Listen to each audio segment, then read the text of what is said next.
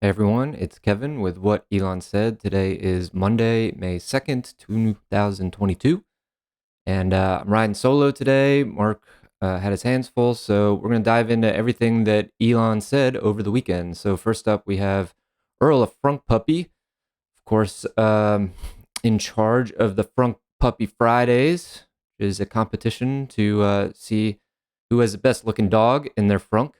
And he says, I'm old enough to remember when Elon Musk was labeled as a California left wing liberal who made cars in sunny California that don't work in the real world.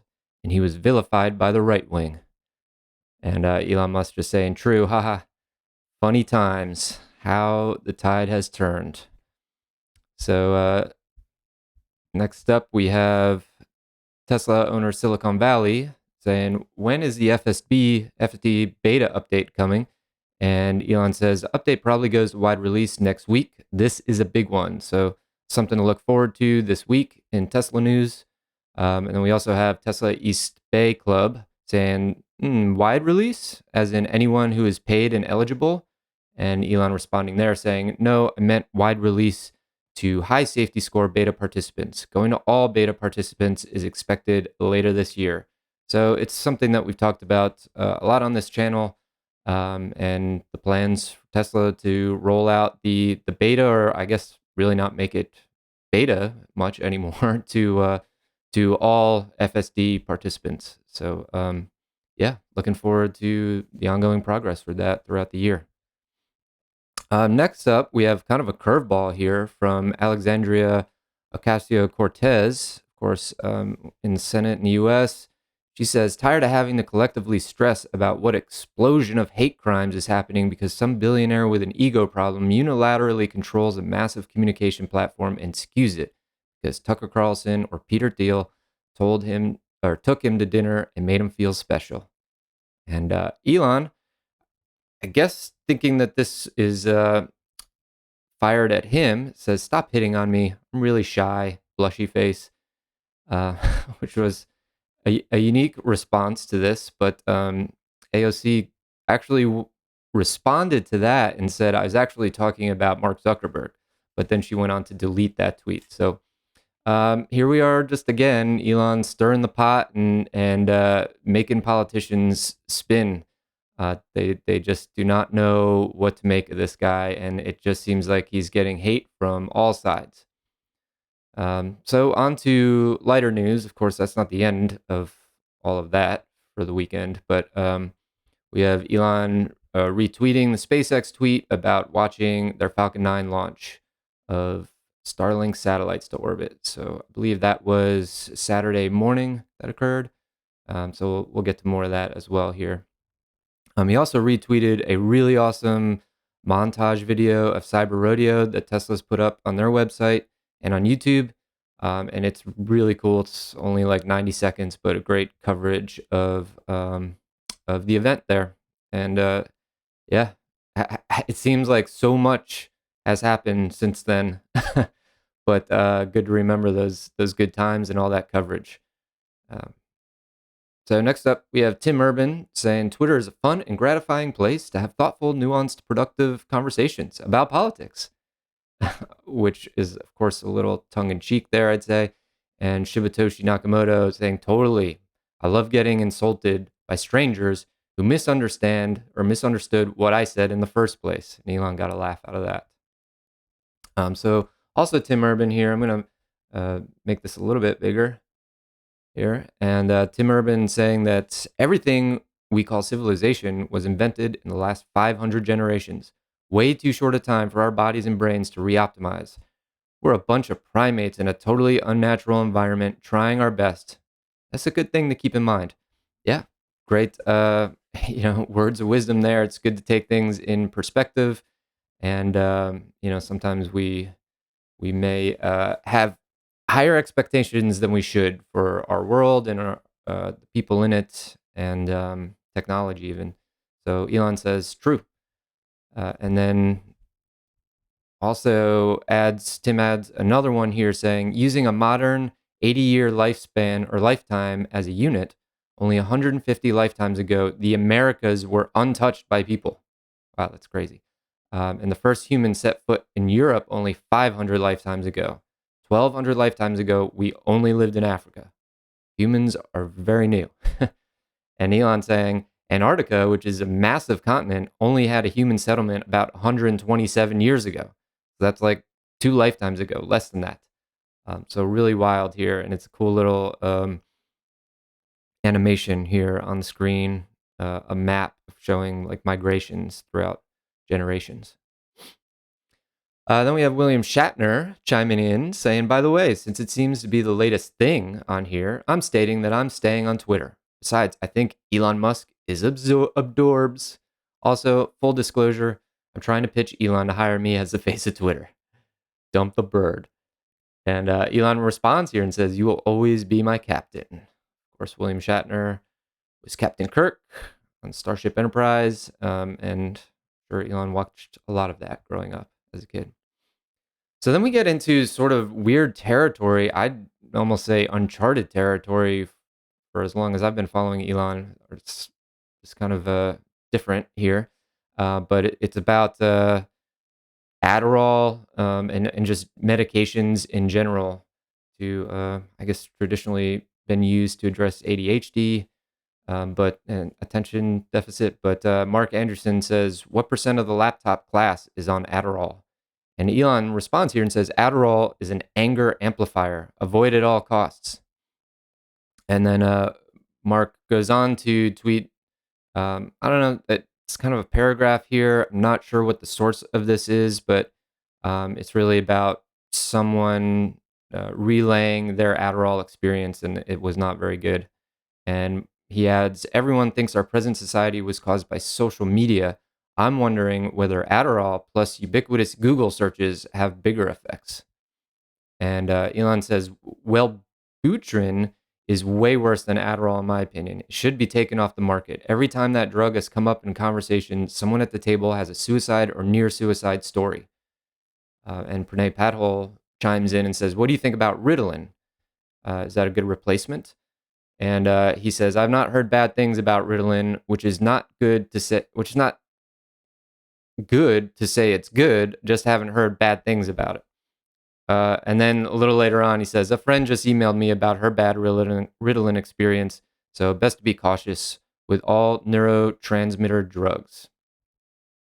And then it's kind of sticking in the ballpark of this subject, Mark Andreessen also tweets out, this is one of the craziest books I've ever read, highly recommended, and it is titled Blitzed, Drugs in the Third Reich by Norman Aller. And Elon adds that drugs, alcohol especially, have played a major role throughout history, and tags Hardcore History episode 20, History Under the Influence by Dan Carlin. And again, a lot of interaction with Mark Andreessen this weekend, particularly about the medications here. He said, how could this change our society? Mark Andreessen said this, and links to a tweet from Alex Cohen saying, prescribed psychedelics will replace amphetamines and SSRIs over the next decade, although I hope it's sooner than that. And Elon adds here, I've talked to many people who were helped by psychedelics and ketamine than SSRIs and amphetamines. So coming back here for a minute to SpaceX, we have Sam Koros of ARK Invest linking to Michael Sheets' tweet, an article about Amazon's deal. It says a massive launch deal for Amazon's Project Kuiper satellites continues to ripple through the space industry. Northrop Grumman CEO Kathy Warden expects a $2 billion contract in the second quarter for GEM-63 solid rocket motors to power ULA's Vulcan. And Sam just adds here, says, avoiding SpaceX may be expensive. 83 launches on a Falcon 9 would be $5.5 billion. Outsourcing the suppliers who then have cost and time overruns has killed a number of aerospace projects, and really just getting at the fact that SpaceX has really just got a like a flywheel of efficiency going here, and it's just dropping the cost to orbit so significantly that you could fly 83 launches for 5.5 billion versus what looks like maybe a single launch for 2 billion. So they're really just bottoming out this cost to orbit, and it's going to be very hard for any competitors to catch them in their efficiency. On sort of the esoteric front, we have Massimo tweeting here that Salar de Uyuni is the world's largest salt flat. Following rain, a thin layer of dead calm water transforms the flat into the world's largest mirror, 129 kilometers across. And it's just a great video. You can go in there and find it. I just have a screenshot of it here, but it's a great video of a kid riding on a motorcycle across this salt flat. And it just looks majestic with like a mirrored image of the sky. So back to SpaceX and their launch. Everyday astronaut says impressive how clean the landing footage was on both the rocket and drone ship for today's Starlink mission. I can't imagine how hard it is to transmit video data in the middle of the ocean with high velocity plasma interfering with the signals too. Yeah, mind blowing. I am Mark and I have talked about this a lot, but yeah, we're at this point now where there is a launch just about every week, and I can't even keep up with it, and I don't even watch all the videos anymore because it is just becoming standard. It's yeah, it's mind blowing that this is happening before our eyes, and we're not that mind blown by it. People are just kind of taking it for granted, and I think it's going to continue to go in that trajectory. And pretty soon, this will be, as Mark says, like barges coming into the harbor. So we also have Falcon 9's first stage has landed on the Just Read the Instructions drone ship, completing this booster's second flight in 21 days. So we got a lot of likes from Elon about those tweets. Next up here, just scattered in the middle of the SpaceX and medication talk, we have some Twitter talk, and this was Jack Dorsey saying some things in a thread here about his experience at Twitter, and he's saying that, he's saying I was taking a break for a little bit from Twitter and reflecting upon some of the things we did there. He's saying some things can be fixed immediately, others require rethinking and re-implementing the entire system. I think Elon liked a couple of these. So the one he liked was a transparent system, both in policy and operations, is the right way to earn trust. Whether it's owned by a company or an open protocol doesn't matter as much as deliberately deciding to be open about every decision and why it was made. It's not easy to do, but it must happen. And then also adds a little footnote here that it's also crazy and wrong that individuals or companies bear this responsibility.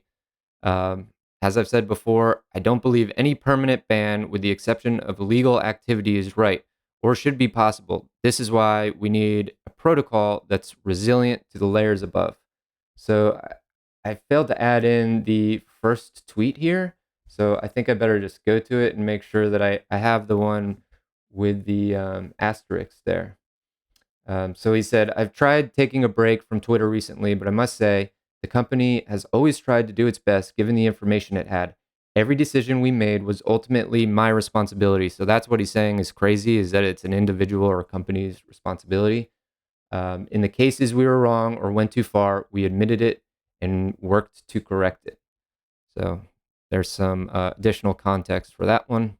And then he also added in a reply here that Elon liked when I found out that, coming back to the New York Post article about the Hunter Biden laptop that was squashed by Twitter at the time and then reinstated, I guess, or they backpedaled on that, some mea culpa, and said, when I found out we took that action, we reversed it almost immediately. We should have also reinstated the account without requiring a delete of the tweet.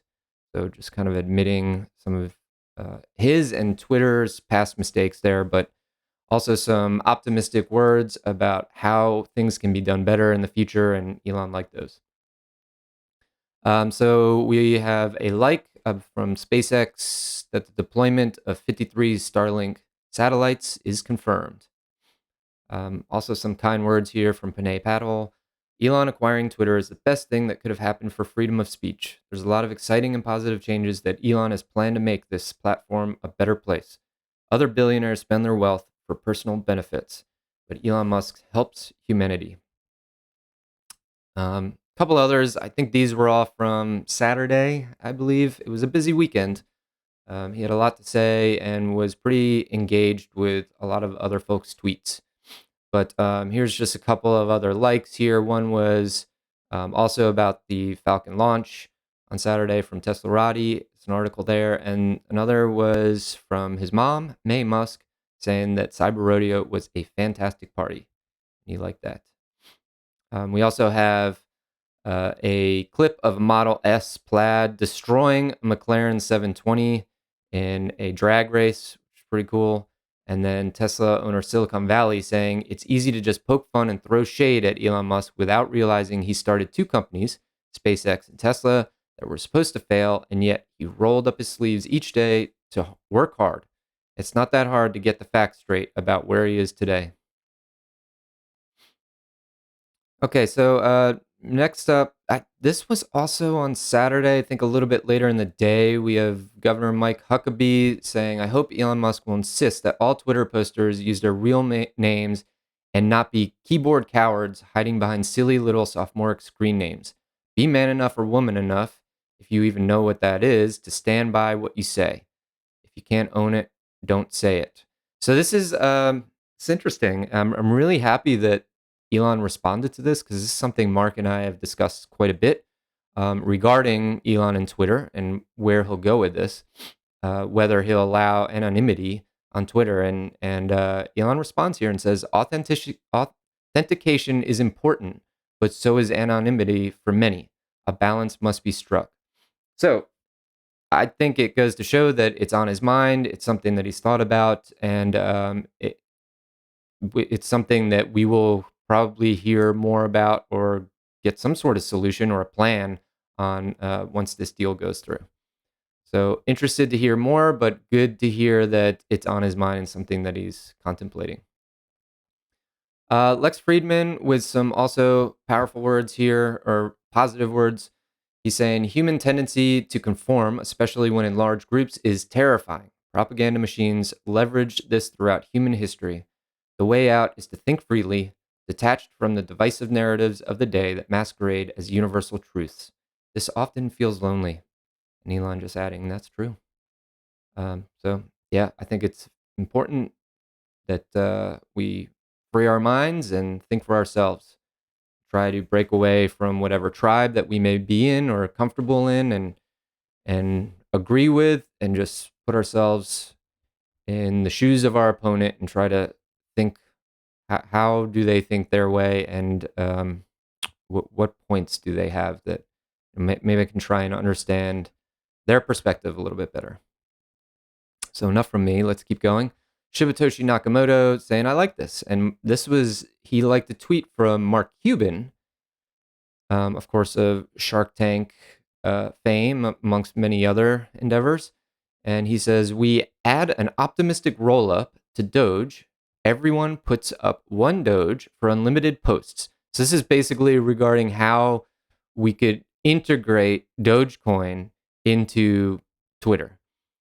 If anyone contests a post and humans confirm it's spam, they get the spammer's Doge. The spammer has to post 100 times more Doge if it's not spam. The contester loses their Doge. Doge DAO for the win. And Elon saying, not a bad idea. So more Twitter ideas. I think he's open to them. I'm sure he has some plans of his own, but it should be interesting. Now we get into another swirl of conversation, really kind of out of the norm from Elon, I'd say. Though I think the foundation of it is not, and his stance on it is not out of the norm, but not a common conversation that he's engaging in. So we have Peg here at Peg Aubrey saying, deeper problem. According to modern portfolio theory, the most rational investment strategy is to buy the market in an index. But the reason why the market reflects the fundamentals of companies is because arbitrators are, well, hopefully I said that right, active investors make it so. So what happens when everyone is passive? And Elon saying exactly right before he died, Jack Bogle of Vanguard fame said index and passive funds were too great a percentage of the market, and he really knew what he was talking about. There should be a shift back towards active investment. Passive has gone too far. So we got a lot more in here. I won't summarize. I'll just keep kind of going through it. Don't forget proxy advisory firms ISS and Glass Lewis that de facto control the vote of the largest passive investment managers. ISS's recommendation often the deciding factor in who wins a proxy vote. And Elon chimes in and says, this is a major problem. Passive index managers should vote in the best interest of shareholders, not shift responsibility to proxy advisory firms. So really getting at the power to vote on shares gets consolidated to those fund managers or fund groups running index funds. And then we also get into the what was it? But I think progressive managerial class, maybe not progressive. But anyway, Mark Andreessen has some words here that, but the shareholders themselves are mainly not applying the pressure. Rather, they're managerial agents. Professional investment managers are. See, for example, Larry Fink, who owns 0.00001% of the capital he speaks for. And Valentine here says, that's exactly what Munger said yesterday. 3 people in charge of governance for all listed companies. And Elon says, Munger's correct. And this got a like from Elon from Glenn Greenwald saying, I'll keep pointing it out, but the leading agitators and activists for censorship are employees of media corporations, in part because they believe only they can be trusted to speak, and in part to eliminate competition as they collapse. So that goes back to that PMC, or professional managerial class, I believe is what it was. But there was, Mark Andreessen had a lot to say about that, a lot of back and forth with other Twitterers, just about how there's this, basically class of educated people who become managers and try to control, almost like control society through this, through this class, And here we have Glenn Greenwald pushing back on that. And Elon, this is obviously a topic he's talked about a lot recently. And it's closely related, I'd say, to why he acquired Twitter. So basically, PMC is not allowing dissent to their ideas. And Elon believes that there should be free speech and everyone should have a voice. And it shouldn't just have to align with whatever the popular idea is of the day. But with all of that investment discussion, he tweets out, he wanted to add some clarity, I guess. So he tweets out and says, since I've been asked a lot, this basically investment advice, buy stock in several companies that make products and services that you believe in. Only sell if you think their products and services are trending worse. Don't panic when the market does. This will serve you well in the long term. So that's some of Elon Musk's investment philosophy. We have Mark Andreessen adding a clip from the Berkshire Hathaway shareholder meeting, I believe, which was over the weekend or maybe on Friday. But this was Warren Buffett with a short clip about his idea with some very strong words of dissent against Bitcoin. I shouldn't say very strong words. I mean, he said what he has always said about it. But Mark Andreessen says it's so wild that he says this stuff while nakedly shilling diabetes, because there's a bunch of candy boxes up on the desk with him. And Elon just laughing, saying, haha, he says Bitcoin so many times. So here we have, we're shifting gears. We have Massimo posting a short video here of someone with Parkinson's disease who, let me just read it. Deep brain stimulation used implanted electrodes and electrical stimulation to treat movement disorders associated with Parkinson's disease. This 2020 clip shows Justin Fields' experience. And Here he's saying, I wasn't able to eat a bowl of cereal prior to the implantation of these electrodes, and it shows him trying to eat the bowl of cereal before or with the electrodes turned off, and then turning them on, and how he can control his movements better. And Elon chimes in here and says, an amazing example of what implanted electrodes can do, even when there are only a few large wires.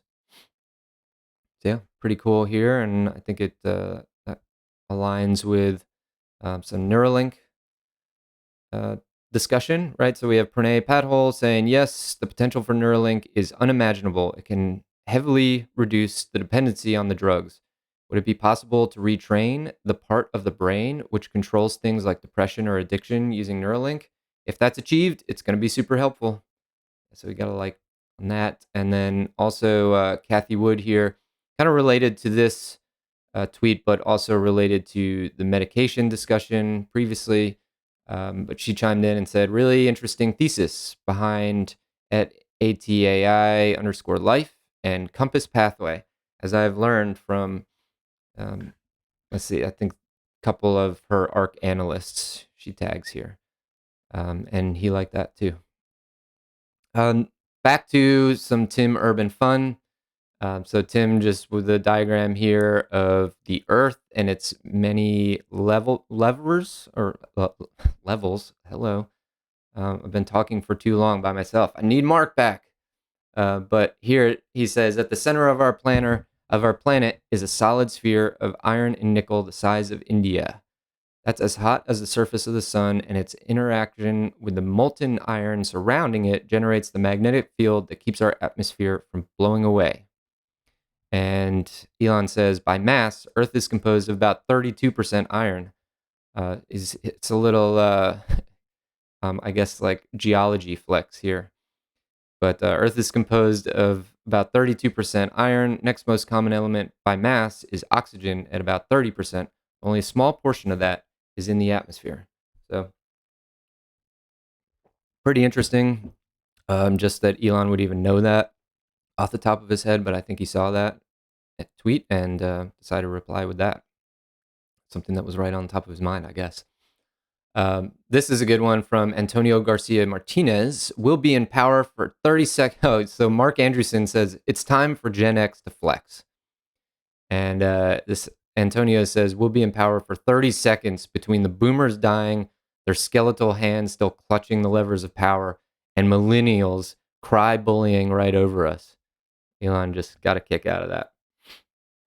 And then another Mark Andreessen saying, I have friends, they have acquaintances, but you, Elon, have a shadow crew of misfits egging you on. And this is an article from the Wall Street Journal, a quote from it saying, many have asked, why out of all things has Elon Musk decided Twitter is something that he alone can fix?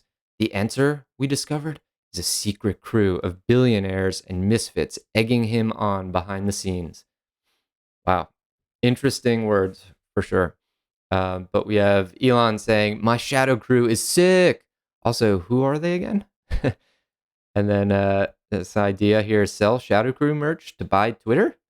Question mark. And then this Stonks Trading got a like from him when he said, reporting for duty, sir. Just nonsense craziness over the weekend here and into Sunday night and Monday morning. A couple more here, just going right into the morning today.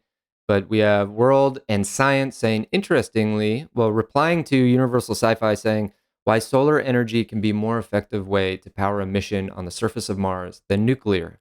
And links an article here. And then World and Science says, interestingly, when it comes to the storage of surplus energy, the scientists lean towards hydrogen, as hydrogen can also be used to create ammonia for fertilizers when combined with nitrogen.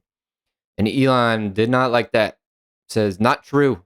Overwhelmingly, the world will choose batteries. Now, World of Science did go on to clarify, or really clarify for Elon, that we weren't talking about the Earth here. We were talking about Mars. But I don't know if Elon is specifically, I mean, he's saying the world will choose batteries, but I don't know if he means the world and people here will choose batteries for Mars. Not sure, but he disagreed with this comment. Mark Andreessen also added, "There are decades when nothing happens, and there are weeks when decades happen." A quote from Lenin, and Elon saying, "I wonder what the world would be like if Ludendorff hadn't sent Lenin a train." So some late night contemplation there from Elon. And then lastly, I think this might be last, but just humorous. No, there's one more inspirational thing after this, but we have some humor here. World of engineering. These are types of valves. We have the ball valve, gate valve, etc. And Elon says, "What about the sphincter valve? Don't forget about that one." Having a little fun here. And we'll leave it on this. This is Ilya Skiver from OpenAI. And he says, "It is, in fact, a big deal to make a small but real contribution that's 100% not fake." And he also says, "Less judgment, more forgiveness." And Elon liked both of these. So good positive words to end this episode with. I know that was a lot. Hopefully, you were able to bear through my voice here for those few that are watching. But if you did like it, give us a like and consider subscribing to the channel and pass it around. Maybe not this episode because I really don't like to hear my own voice for 30 minutes, but hey, Mark will be back tomorrow, and we'll keep up with everything that Elon said. So thanks again for watching, and we'll catch you then.